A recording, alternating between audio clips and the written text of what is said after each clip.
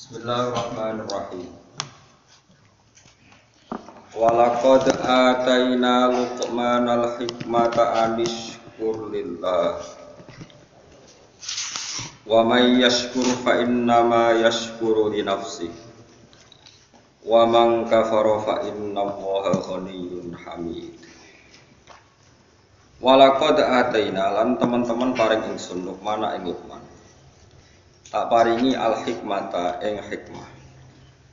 Hikmah niku keputusan hukum sing bener niku hikmah. Tapi zaman akhir manane kiai hikmah niku kiai dukun. Niku mun salah kaprah sembrono niku napa?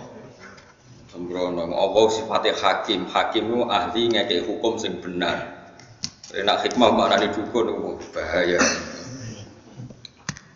Kiai ahli hikmah manane ahli niku kriminal mana nih bro?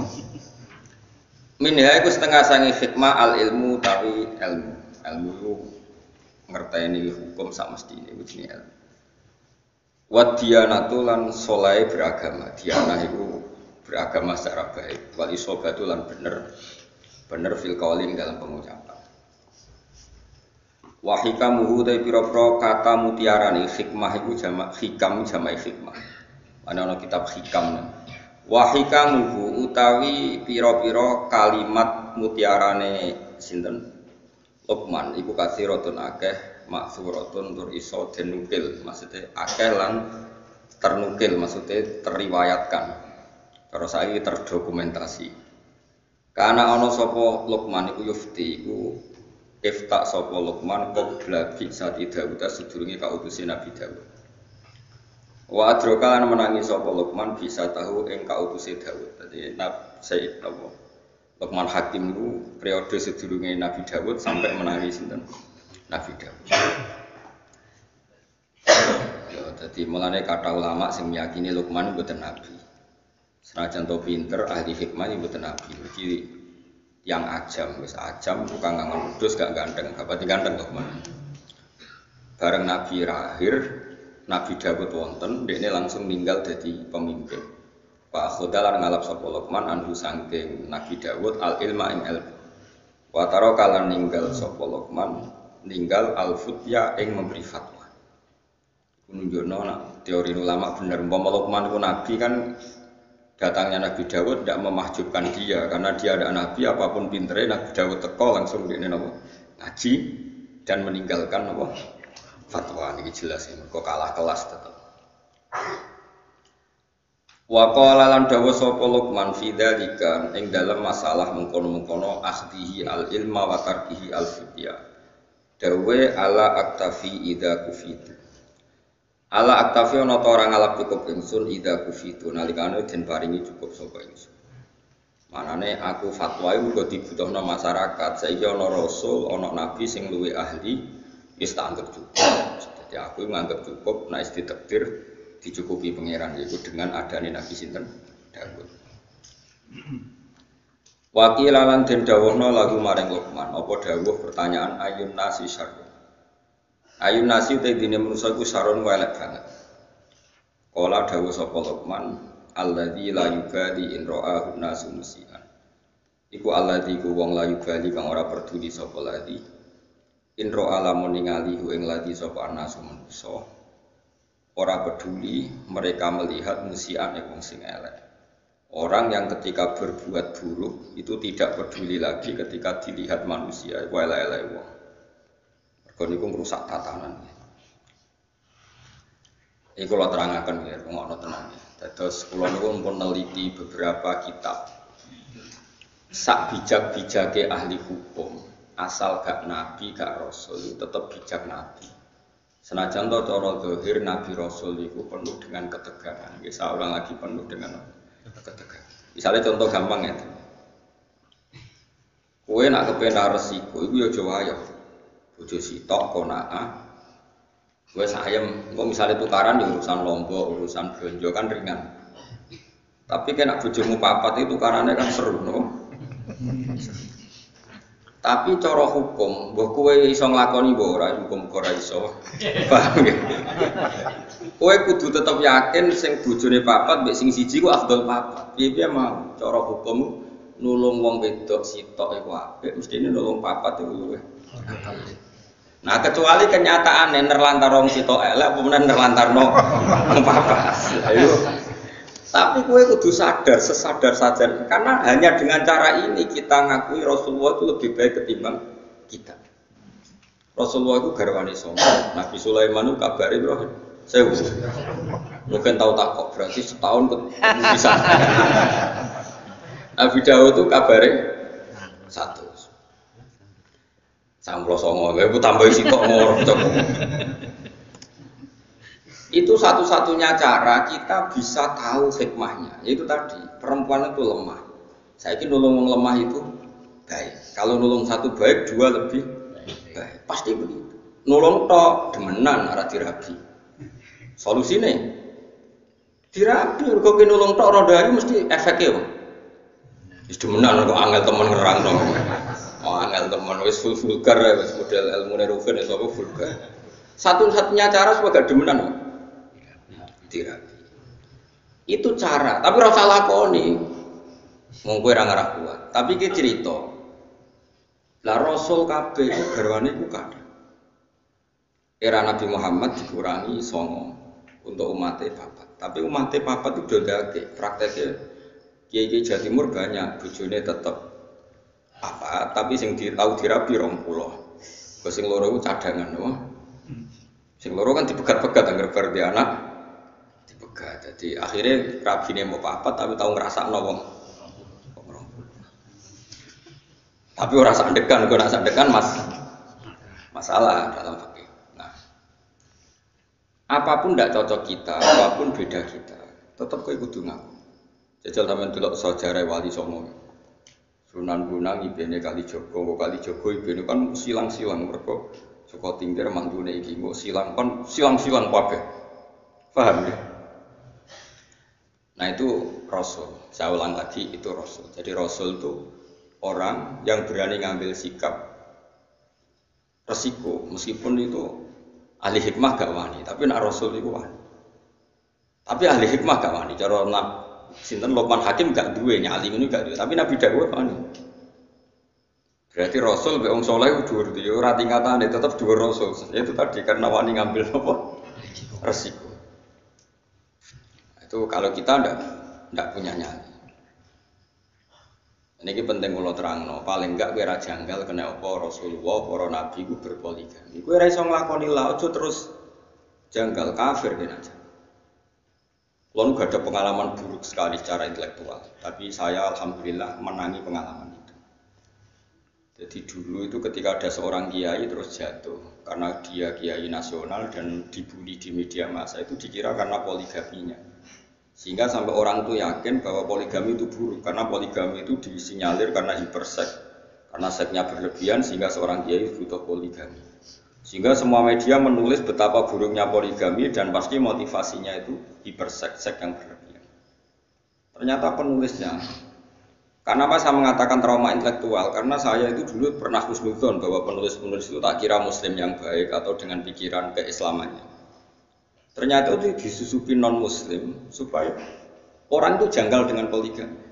Setelah janggal berarti nanti orang Islam janggal dengan nabinya.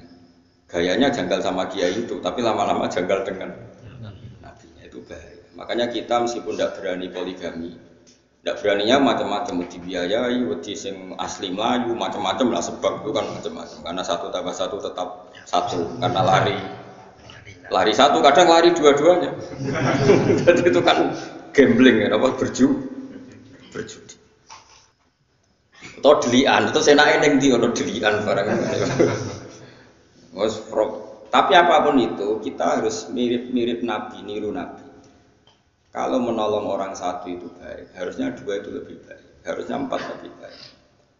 Kalau punya 1 saja masalah, berarti 4 lebih masalah. Kita hanya ngomong gitu terus. Nah terus hukumnya piye Gus? Hukumnya ya ngono pokoknya. Paham ya? Hukumnya piye? Hukumnya ya. Misalnya kayak mulang wong siji ku apik, mulang wong loro luwih apik, mulang sak musala luwih apik. Tapi nak kowe mulang ora bener bodoni wong sitok wae dosa. Apa meneh bodoni wong sak musala. Hukumnya ya wis ngono. Lah terus piye? Ya ora piye-piye, pokoke hukumnya. Nah itu Rasul dengan hikmah itu, Rasul itu di atas hikmah. Ya, Rasul itu di atas. Misalnya contoh gampang gini, kita tak judono bodone wong zuhud. Tapi luwih bodoh gue ya, maksudnya iki bodone wong zuhud tetep luwih bodoh gue. Ana wong zuhud juga dhuwit wong kafir. Ya dhuwit wong kafir 1 juta misalnya. Ojo partai, nak partai kan nyuwak. Ngono kok contoh partai tertentu ning Indonesia sing non Muslim ojo contohnya ojo partai itu sebulat bulat ya. Sing bulat maksudnya. Tak baleni malih. Misalnya Mustafa kan gayane zuhud, jenggoten dilo terus kadang bebot rakum naruh wong, pokoke modele jadab terus koyo wis soleh-soleh. Iku nak dikei dhuwit non muslim 1 juta iku gak gelem, dipakano anake wedi haram. Disumbangno masjid wedi ra ditampa mergo dhuwit kok wong kafir. Dikene bojone kok jadi daging haram. Itu zuhud. Tapi di atas itu ada makom yang di atas zuhud. Cara berpikir begini. Ana wong soleh mau manfaatno duit 1 juta. Pilihannya apa? Diobong. Enggak, misalnya gue ketemu orang yang lebih alim ketimbang orang zuhud. Jawabannya apa? Apa 1 juta ini diobong? Kalau diobong tabdzirul mal, menyia-nyiakan harta. Aku wong soleh menganggo ben digo wong fasik. Wong fasik kowe demenan ra iso mergo ra duwe duit. Gara-gara kowe 1 juta ndek alat demenan. Kowe ra wani mangan, pokoke wong fasik jebule malah tinggu. Demenan. Kowe ra wani mangan jebule tinggu. Keburu. Makanya itu masyhur perdebatan ulama Al-Azhar. Ada ulama Al-Azhar menerima orang pejabat dolim, sedekah sisi tok nampa, sisi tok ora. Jare sing ra nampa, ulama kedonyan dikek pejabat fasik nampa. Jare sing nampa, Kiai Bento, iku dhuwit nek dicekel pejabat fasik, kemungkinane juga demenan digo fasik. Cekel kiai, saleh. Jadi ilmu bejuhud itu beda, mas. Makanya aku tetap dora aku makome. Mbah kapan-kapan nak dhuwur kowe ya ro. Lewat jalur tikungan terus ke nyelip. Tapi cara prosedur ilmu itu dhuwur aku. Mbah nak pas tikungan nyelip. Goleng tapi. Tak jamin goleng. Gak sopan lho. Burine.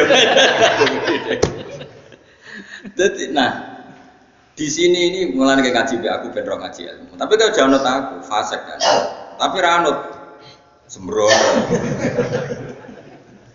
Nah ini cerita, ini makanya saya kenapa termasuk pengagum Syekh Abdul Qadir Jilani. Kalau kamu pengagum beliau kan karena kitab manaqibnya.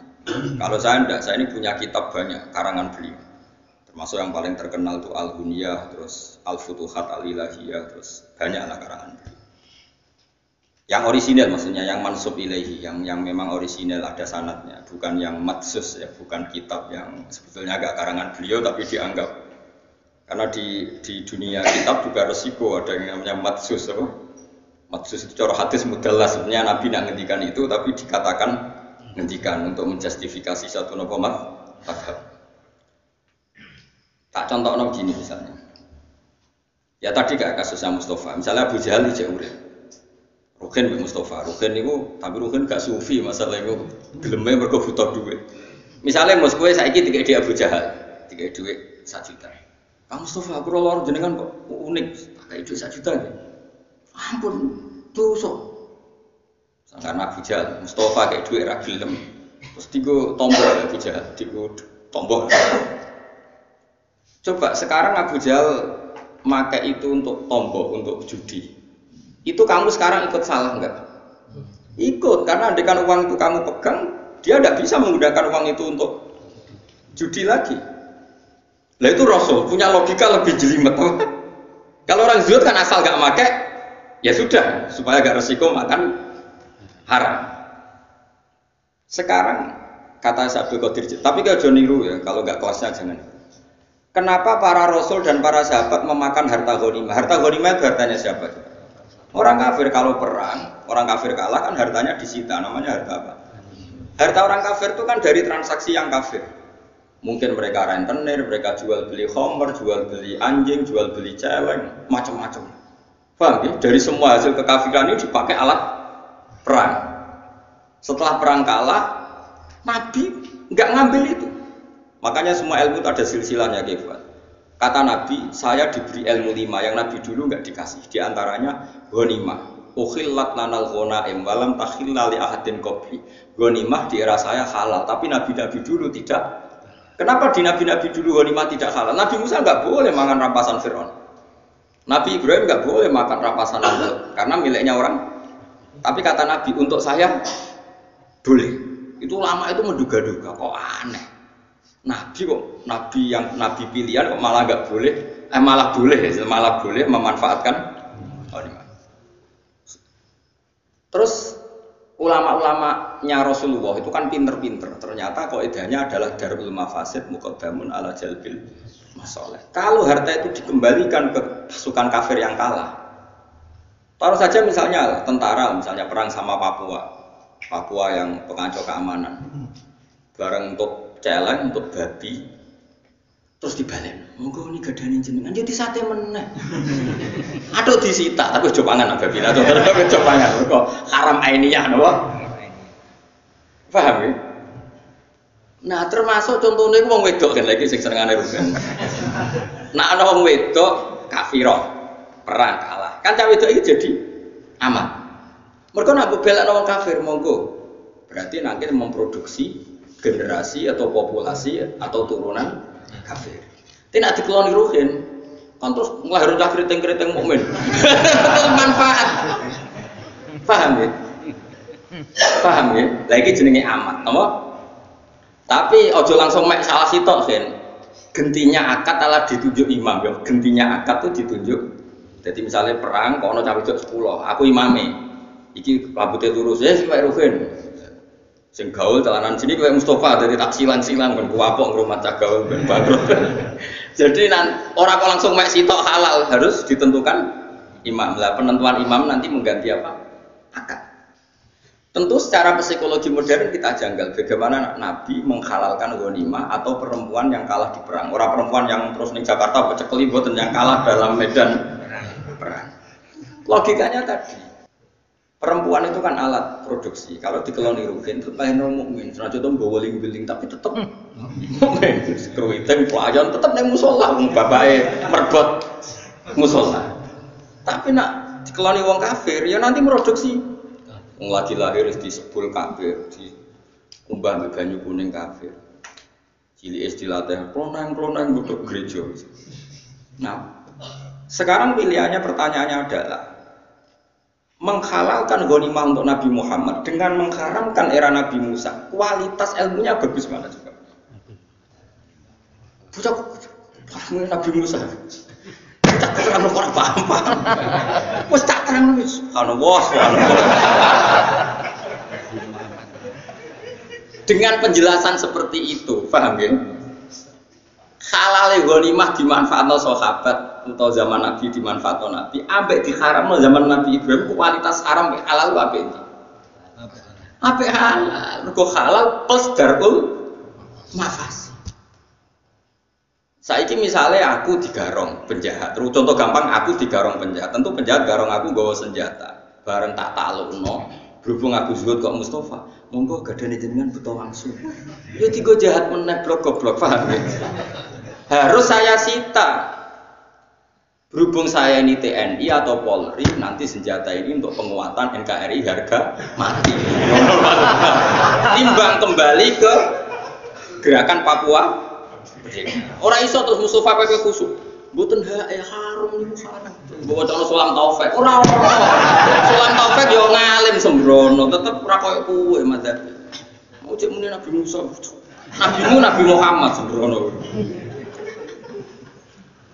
Faham tak Mas? Artinya gini ya, orang soleh itu tidak akan menandingi ilmunya para nabi, para rasul. Karena ilmu nabi rasul itu lebih kurang. Meskipun cara dohir nyaman yang soleh, hubung dunia subhat atau emoh. Paham ya? Tapi kayak Joniru, nak soleh menyeniki satu niru Mustafa. Tetap pulau lah setuju. Pulau misalnya nyuwun sewu ono wong kafir nimbang pulau 1 juta. Saya tetap milih nolak. Tapi saya secara ilmu tetap bilang menerima itu lebih baik karena dengan saya sita uang 1 juta itu kalau dia berzina ya tidak dipakai zina lagi. Tapi dengan saya kembalikan kan kalau dia berzina dipakai, kalau dia penyumbang gereja dipakai nyumbang. Dengan kamu terima kan kayak penyitaan, apa? Kowe paham tenan to ora? Dene gak ikhlas sampe ilmu ini aku yakin. Sing kusuk-kusuk nang kene karepe ilmu iki gak ikhlas. Tapi kudu mbok tampa iki ilmu cocok ra cocok kudu mbok. Wes saiki jawab kan. Wayo apa iki? Apa wayo? Wes paham berarti Den. Tapi bahaya iki kanggo kowe wayo. Bahaya harus jawab kan. Hukumnya apik wae, ya nek dipraktekno. Bahaya. Lah itu sing disebut fakulu mimma ghanimtum halalan thayyiban. Tapi ya wattaqullah. Halalnya ghanimah itu halal yang karena alasan darul mafasid muqaddamun ala jalbil mas.